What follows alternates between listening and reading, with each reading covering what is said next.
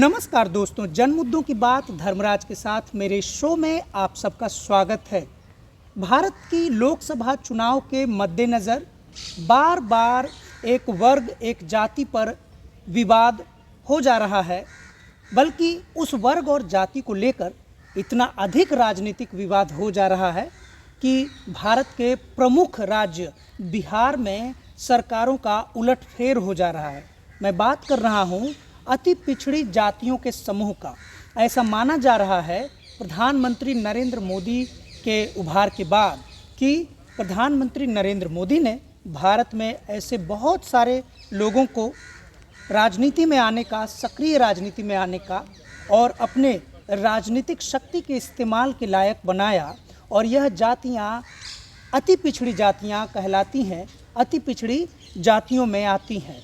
वैसे बिहार में अति पिछड़ी जाति पहले से ही है, 1978 से है, जब भारत रत्न श्री कर्पूरी ठाकुर जी ने 1978 में बिना किसी प्रोवोकेशन के, बिना किसी मांग के अपनी सूझबूझ से राजनीतिक ईमानदारी, प्रतिबद्धता का परिचय देते हुए और समाज को समग्र रूप से विकास की राह पर आगे ले जाने के लिए उन्होंने स्वतः अति पिछड़ी category EBC extremely backward caste category बनाया था। लेकिन भारत के अन्य किसी भी राज्य में अति पिछड़ा जैसा कोई कैटेगरी कर्पूरी जी के बाद किसी भी राज्य में नहीं बना है।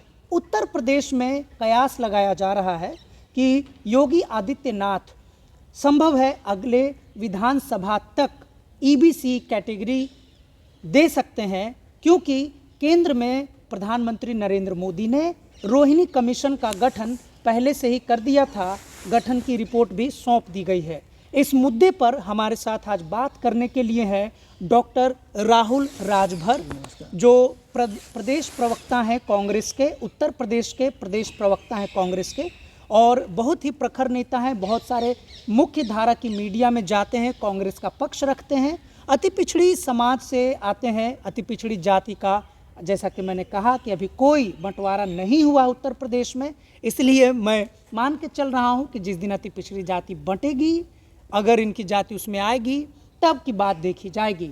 फिलहाल लेकिन ये अपने कैसे देखते हैं, अपनी राजनीति को कैसे देखते हैं, अति पिछड़ी जाति से कैसा जुड़ाव महसूस करते हैं या विरोध में खड़े हैं, कांग्रेस का भविष्य क्या होगा, भाजपा जीतेगी कि नहीं जीतेगी, चंद मुद्दों पे बहुत ही छोटे छोटे सवाल मैं राहुल जी से करूंगा और आशा करूंगा कि ये ईमानदारी से हमारे चैनल में अपना जवाब देंगे और बिल्कुल भी निर्भीकता से बताएंगे कि अति पिछड़ों की मुद्दे कहां तक पहुंची है। राहुल जी, आपका मेरे चैनल दैनिक अम्बेडकर में बहुत बहुत स्वागत है। धन्यवाद। आपसे पहला सवाल ये है कि उत्तर प्रदेश में अति पिछड़ी जाति जैसी कोई कैटेगरी नहीं है, तो क्या अति पिछड़ा का मुद्दा उत्तर प्रदेश में एक भाजपा का मुद्दा है? नहीं, देखिए, उत्तर प्रदेश में चूँकि ये सही कह रहे हैं आप कि कोई अलग से कैटेगरी नहीं है, लेकिन ये जातियां तो पहले से ही मौजूद हैं और ये अति पिछड़ी जितनी भी जातियां हैं उनकी लगभग आर्थिक स्थिति एक समान है, इनकी लड़ाई एक समान है, इनकी अपनी जो आर्थिक कंडीशन एक समान है। तो ये सारी जातियां अपनी राजनीतिक दावेदारी के लिए बहुत तेज़ी से गोलबंद होना शुरू कर दी हैं। चूँकि बिहार इसमें अग्रणी रहा है, चूँकि बिहार में पहले से ही कैटेगराइजेशन हो गया, तो अब उस तर्ज पे यूपी में भी तमाम जो इस तरह की अति पिछड़ी जातियाँ हैं, जिसमें राजभर है, निषाद है, प्रजापति है, विश्वकर्मा है और फिर बिहार है, ऐसे तमाम जो छोटे कारीगर जातियाँ और उस तरह की जातियाँ, वो सब जो है एक साथ लामबंद हो रही हैं। और इस लामबंदी का असर ये हुआ है कि अभी हम लोग जैसे जिस भी ज़िले में कार्यक्रम को करने की प्लानिंग कर रहे हैं, वहाँ पे बहुत तेज़ी से समाज इसके साथ खड़ा हो रहा है। अभी हमने बलिया में कार्यक्रम किया, फिर गाजीपुर में कार्यक्रम किया, मिर्ज़ापुर में कार्यक्रम अभी प्रस्तावित हो गया है, जौनपुर में कार्यक्रम प्रस्तावित हुआ है। तो अलग अलग ज़िलों में बहुत तेज़ी से इसके साथ लोग आ रहे हैं। और अभी कल इसी को लेके 5 तारीख में हम लोग जो है जंतर मंतर पे बहुत बड़ा धरना प्रदर्शन करने जा रहे हैं, जिसमें लगभग जो है 10,000 लोग आने वाले हैं। तो ये पूरा मूवमेंट चलना शुरू कर दिया है पूरे उत्तर प्रदेश में, और इसका बहुत बेसिक आधार भी है, लोग साथ खड़े हो रहे हैं। और जिस जो है मूवमेंट में लोग स्वाभाविक तौर पे साथ आना शुरू कर देते हैं, वो मूवमेंट कब किस रूप में चला जाएगा, कितना बड़े स्तर पर स्थापित हो जाएगा, आप उसको देखिएगा, आप जल्दी वो उसका परिणाम भी आएगा। अति पिछड़ी जातियों के जिस प्रकार से उभार में तेजी आई है, लोग कह रहे हैं, ऐसा अखबार में चल रहा है, हालांकि सीधा सीधा मैं कह रहा हूं कि पहली बार इसको वैचारिक धार देने वाले या कहें कि दुष्प्रचार या प्रचार करने वाले CSDS के प्रोफेसर संजय कुमार सिंह थे, जिन्होंने कहा कि प्रोफेसर संजय कुमार थे जिन्होंने कहा कि EBC भाजपाई हो चुकी है। चूँकि आप कांग्रेस के प्रवक्ता हैं और EBC मुद्दे पर प्रखरता से अपनी बात रख रहे हैं, आपको नहीं लग रहा है कि आप भाजपा वोटर की हित की बात? नहीं, वो तो दिल्ली में देखे बैठे हुए कुछ जो एनालिसिस करते हैं, दिल्ली में बैठ के आपको ज़मीन की हकीकत वो नहीं नज़र आएगी। आप तमाम जो अति पिछड़ी जातियां हैं, कहीं से भाजपा का आप उनके बीच कहाँ कोई एक कैडर आपको नहीं नज़र आएगा। इन अति पिछड़ी जातियों से उनके सभाओं में इसलिए चले जाते हैं कि वहाँ पे उनके नेता होते हैं। अगर राजभर के तौर पे अगर उनके पास कोई नेता नहीं तो कोई राजभर उनके पास जाएगा ही नहीं। अगर निषाद के तौर पे उनके पास कोई नेता नहीं तो कोई निषाद भी नहीं जाएगा उनके पास। तो बतौर नेता वो आप अटैच कर लेंगे, अगर उनकी अपनी बात है तब वो चले जाते हैं। उस तरह से ये कहना है कि नहीं संघी हो रहे हैं, भाजपाई हो रहे हैं, और ये सवाल वो उठा रहे हैं जिनको इनकी ताकत उभरने से दिक्कत है। उन लोगों को बहुत बड़ी दिक्कत है कि अगर ये EBC एक ताकत के तौर पे आती है, राजनीतिक तौर पे, सामाजिक तौर पे, आर्थिक तौर पे, तो उनकी अपनी जो बनी बनाई जो व्यवस्था है वो उनको छोड़ना पड़ेगा या इनके लिए जगह बनाना पड़ेगा। इसलिए वो इस तरह की गलत विश्लेषण करते हैं, आधा अधूरा विश्लेषण करते हैं। कहीं से भारतीय जनता पार्टी या RSS का कोई असर नहीं है।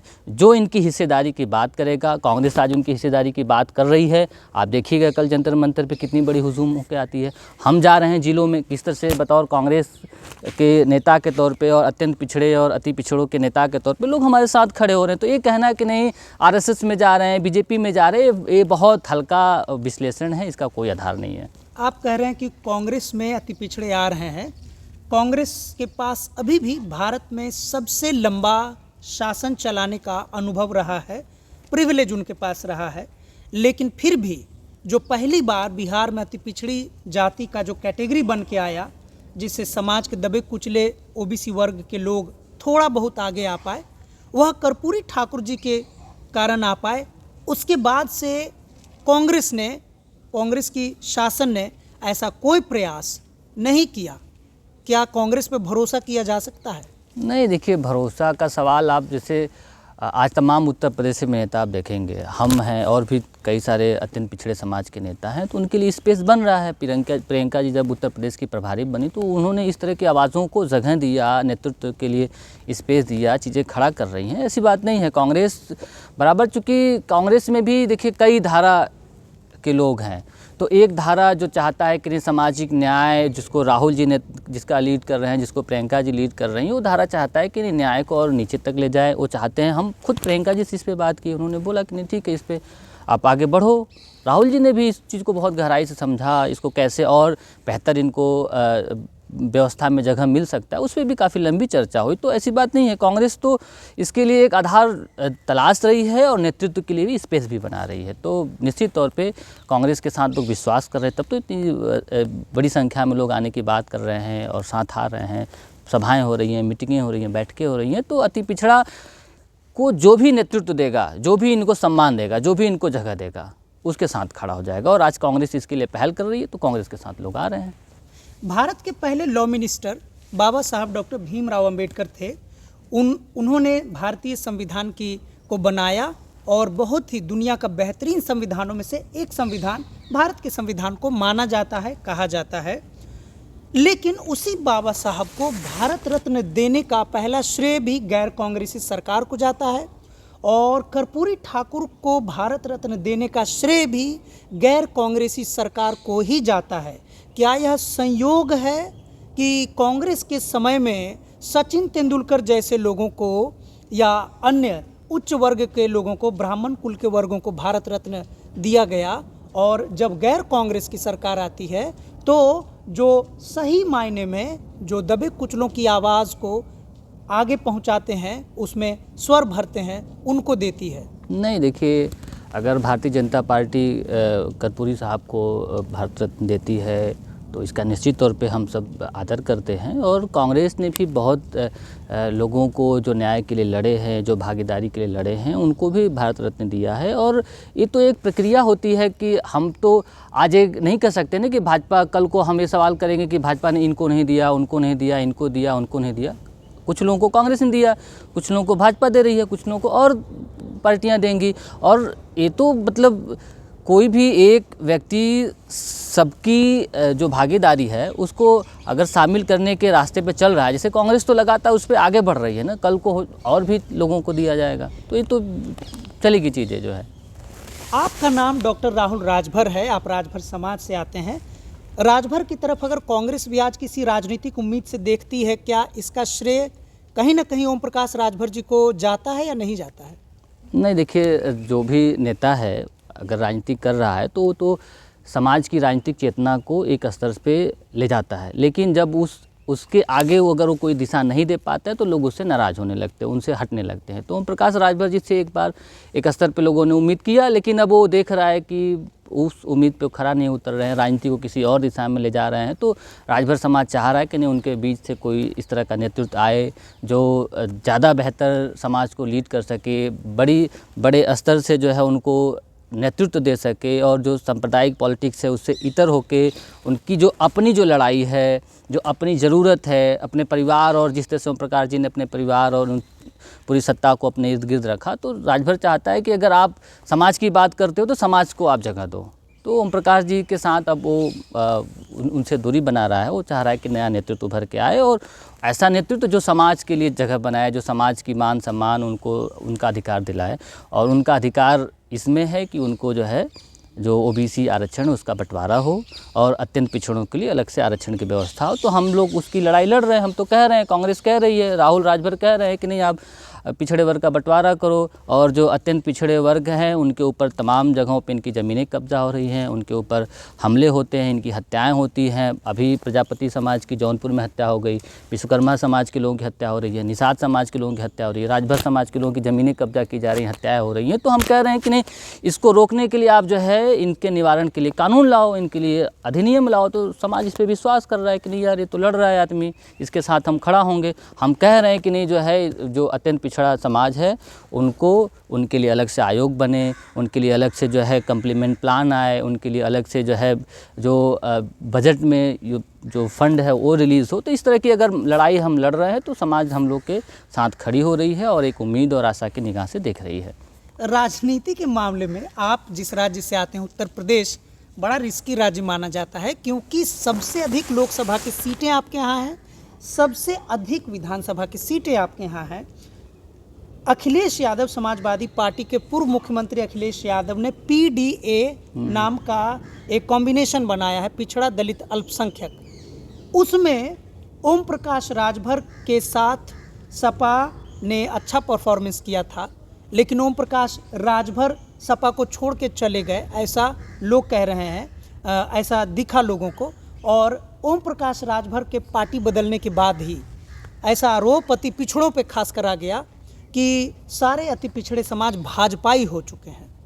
तो इसका कोई काउंटर अभी तक तो नहीं दिखता है कहीं से। नहीं, कांग्रेस की तरफ से तो बिल्कुल देखिए, नहीं। समाजवादी पार्टी पीडीए को बना के काम कर रही है, पिछड़ा दलित और आदिवासी महिला और जिनको भी लेके काम कर रही है, अच्छी बात है तो।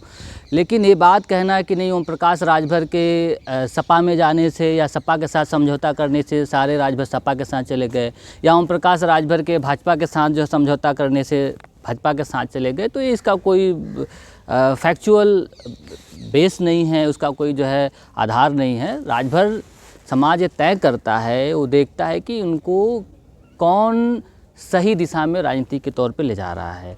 और वो अगर जो है लड़ाई ओम प्रकाश राजभर लड़ रहे थे तब तक उनके साथ थे लोग, अब नहीं लड़ रहे हैं तो उनके साथ नहीं है। और ये दावा करना कि नहीं जो है किसी भी व्यक्ति द्वारा, अगर समाजवादी पार्टी ये बात कहती है कि नहीं ओम प्रकाश राजभर जी चले गए भाजपा में तो सारे राजभर भाजपा और सांप्रदायिक हो रहे हैं, तो बहुत निश्चित तौर पे बहुत गलत बात है, क्योंकि इसका कोई आधार नहीं है। राजभर समाज एक बहुत जागरूक समाज है, बहुत सचेत समाज है, बहुत पॉलिटिकल समाज है। वो तय करता है कि उसको किधर जाना है, किधर नहीं जाना, और बहुत साझा तौर पे तय करता है। मीटिंगें होती हैं, सभाएं होती हैं, उसमें लोग अपनी जो जाति की पंचायतें होती हैं वो तक तय करते हैं कि नहीं यार हमको अब इनको लेके आगे बढ़ना है। अभी फरवरी में जो है 25 फरवरी को महाराष्ट्र में कार्यक्रम है, तो वहाँ पे पूर्वांचल के तमाम ज़िलों से लोग जाकर रहते हैं, और वो एक तरीके से राजभर समाज का एक इंटेलेक्चुअल प्रॉपर्टी जैसा वो आधार है। तो वहाँ पे वो तय होता है कि नहीं यार अब इनके साथ खड़ा होगा समाज, अब इनके साथ खड़ा होगा। वो सबको स्पेस देते हैं और सभी लोग आके अपनी बातें रखते हैं। जो ज़्यादा कन्विंस कर लेता है, जो ज़्यादा समाज की लड़ाई को मुखरता से लड़ता है, उनको ज़्यादा स्पेस देने की बात कहती, फिर वहाँ से वो चीज़ें निकलती हैं और लोगों के बीच जाती हैं। तो ये बहुत ही पॉलिटिकल समाज है, बहुत सचेत समाज है अपने अधिकारों और अपने राजनीतिक चीज़ों को लेके। आप जिस अति पिछड़े जाति के वर्गीकरण के लिए संघर्षरत हैं, अति पिछड़ी जातियों के समूह के बारे में कहा जाता है कि खिचड़ी जातियां हैं, इनका कोई अपना राजनीतिक अस्तित्व बहुत प्रभावी तरीके से कभी नहीं हो सकता है, क्योंकि जाति का समय है, जातिवाद के उभार का, जाति के नेताओं के उभार का समय है। आपका नाम डॉक्टर राहुल राजभर है, तो गैर राजभर समाज से आने वाले लोग चाहकर भी अपना विश्वास आप में नहीं देख पाएंगे। कोई निषाद है, उन निषाद में निषाद के अलावा कोई नहीं देख पाएंगे। ऐसा आरोप अति पिछड़ी जाति के उभार के प्रश्न पर बार बार अधिक संख्या वाले जाति जो लगाते हैं। नहीं देखिए, अति पिछड़े समाज के राजनीतिक उभार को लेके कई तरह के लोगों को दिक्कत है। यहाँ तक कि पिछड़ों की राजनीति करने वाले लोगों को भी दिक्कत हो रही है कि अति पिछड़ा समाज कैसे एक पॉलिटिकल फ्रंट के तौर पे आ जाएगा।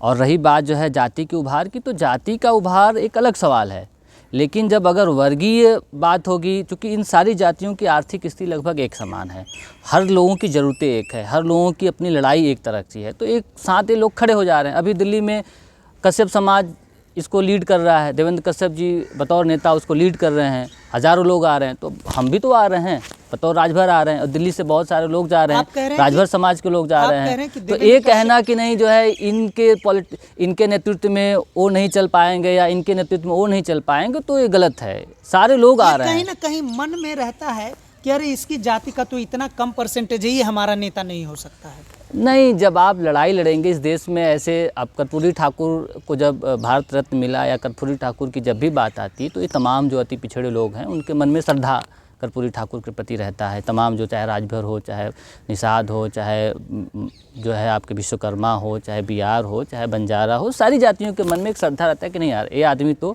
इन लोगों के लड़ा था, जो अत्यंत पिछड़े लोग हैं, जो अति पिछड़े लोग हैं, जिनके पास भूमि बहुत कम है, जिनके पास जो है एक उस तरह की समस्याएं हैं जो पिछड़ों की मजबूत जातियों की नहीं है, तो लोग उनसे अपने आप को अटैच करते हैं।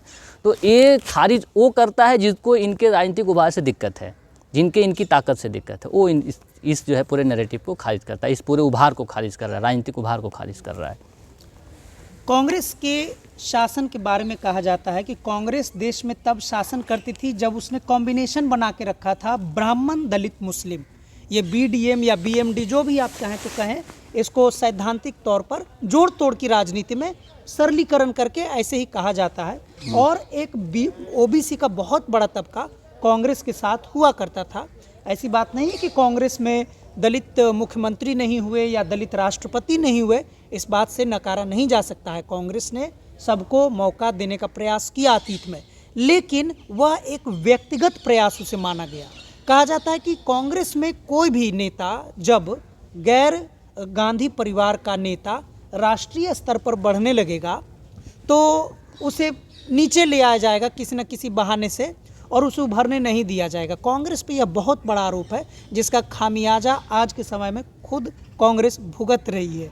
क्या आपको लगता है? नहीं, ऐसी कोई बात नहीं है। अब हम लोग के इस समय राष्ट्रीय अध्यक्ष माननीय खड़गे जी हैं। आप देखिए सारा जो है कांग्रेस पार्टी उनके पीछे चल रहा है। सब हर कोई जो है उनकी जो भी सांगठनिक क्षमता है, जो उनकी जो जिस तरह से लड़ रहे हैं उसके साथ पूरा कांग्रेस पार्टी खड़ा है। तो ये कहना कि नहीं जो है जो गांधी परिवार से नहीं आएगा उसको वहाँ तक नहीं जाने का रास्ता है, तो ऐसी बात नहीं। और हमेशा ऐसा रहा है। आप देखिए ना कि कितनी बार जो है गांधी परिवार के लोग कांग्रेस में प्रेसिडेंट रहे हैं। उनसे जितने बार कांग्रेस गांधी परिवार कांग्रेस के अध्यक्ष रहे उनसे कई ज़्यादा गुना बार जो है गैर जो है गांधी परिवार के लोग हैं वो कांग्रेस पार्टी के अध्यक्ष रहे हैं। तो ये कहना है कि नहीं जो उसमें इनके लिए कोई बेस नहीं है, उनके लिए कोई आधार नहीं है, और कांग्रेस पार्टी को हर समाज वोट देता रहा है और जब देता था तो बहुत मजबूत थी। अभी बीच में जब कांशीराम साहब का उभार हुआ और सोशलिस्ट मूवमेंट आई तो लोगों को लगा कि नहीं यार यहाँ पे हमारे लिए रास्ते बन सकते हैं, यहाँ पे हमें सम्मान मिलेगा, यहाँ पे हमारी हक की लड़ाई लड़ी जाएगी, जो कि अब अखिलेश यादव या फिर मायावती और भी तमाम जो क्षेत्रीय दल है, ओम प्रकाश जी, उस तरह की लड़ाई और इनकी जो अपनी भागीदारी का सवाल है उसको नहीं कर पा रहे हैं। तो फिर दोबारा जो है समाज ये तय कर रहा है कि नहीं कांग्रेस अगर इसके लिए स्पेस बना रही है तो हम उनके साथ खड़े हो जाएंगे। ये परिस्थितियाँ बनने लगी है पूरे देश में। आज का आखिरी सवाल मैं आपसे करने जा रहा हूं। आज कांग्रेस कमज़ोर है तो पूरे देश में भारत जोड़ो यात्रा, भारत जोड़ो न्याय यात्रा राहुल गांधी निकाल रहे हैं। कल को यदि कांग्रेस मजबूत हो जाएगी तो फिर से लोगों के मन में डर है कि अति पिछड़े समाज का प्रश्न तो कहीं इतिहास में खो जाएगा।